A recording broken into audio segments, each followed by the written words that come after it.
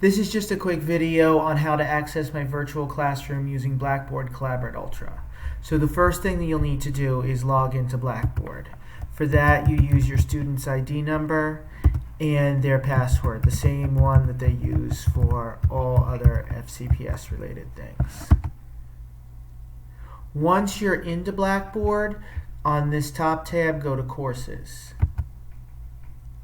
And then when you're in Courses, look for LCES, Mr. Roth's Classroom 2019-2020 under My Courses. Click on that, and that will take you to my Blackboard page. Once inside my Blackboard page, look at the left-hand column, the blue tabs, and click in Live Sessions. There's another tab under it that says Live Specialist Sessions. Don't click there. That's not it.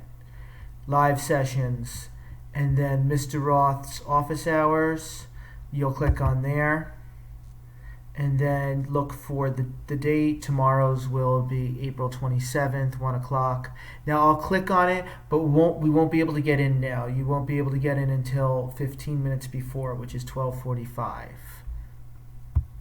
And then I have it run through 2:30 just so it doesn't cut us off right at the stroke of 2 o'clock if we're in the middle of something.